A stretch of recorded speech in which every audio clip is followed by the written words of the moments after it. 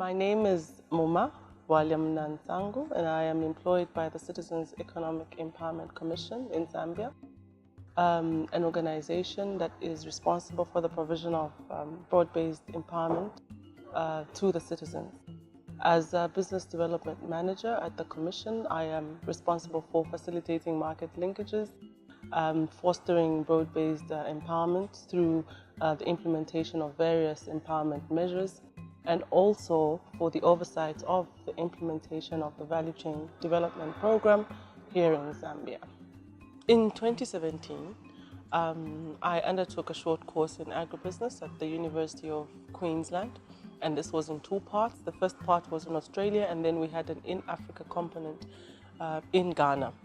The course really is complementing the efforts that the Zambian government is doing with regards value chain development.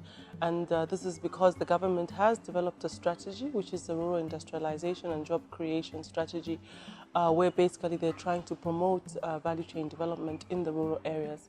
And so having undertaken this course really did provide insight on how we can improve the implementation of the value chain by really taking a study of the entire value chain from the farmer all the way up to the consumer, and understanding that which is important for the consumer and what it is they're willing to pay more for.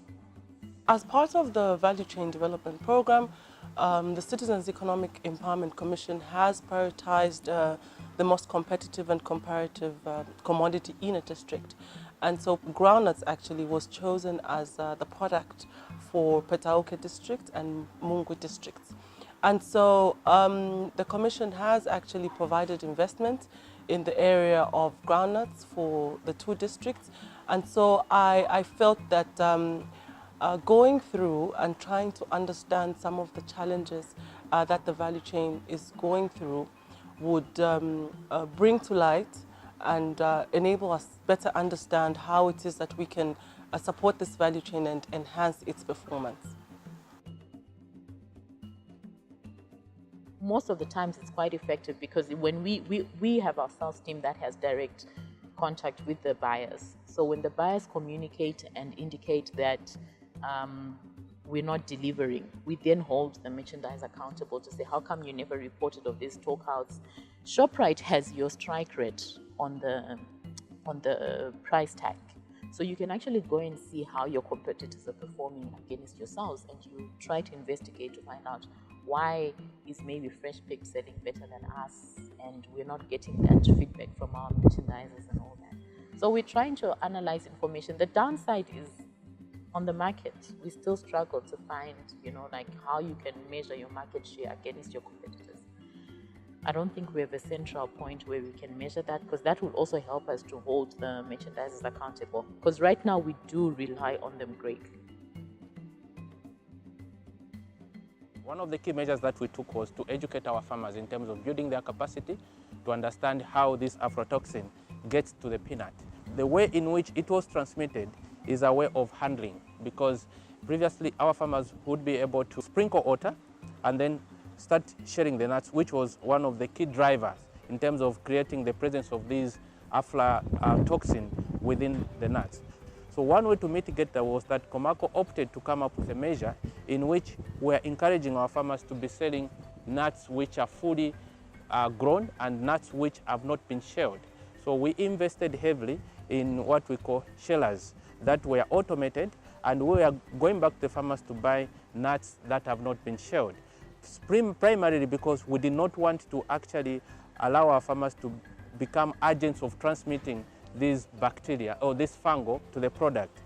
So the process that we have undertaken in ensuring that we buy shelled groundnuts, we minimize the level of handling at the shelling process, is one key element that has seen us to have succeeded in addressing and ensuring that we maintain the Zambian standard of 10 parts per billion in our peanut butter product.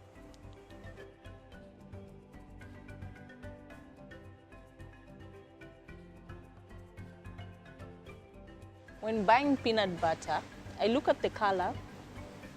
If you see the different colors between the two, the other one looks like the groundnuts were really, in the production of the groundnuts, were a little bit darker, and then the other one was a little bit lighter. So my kids prefer peanut butter most of the time. So we usually buy because of the color, the texture, and the quality, how it comes out when you cook the porridge for them. I also look for nutrition content in it because it's so healthy for the kids as well. And mostly you also look at the expiring date. It's important to look at the expiring date for the peanut butter.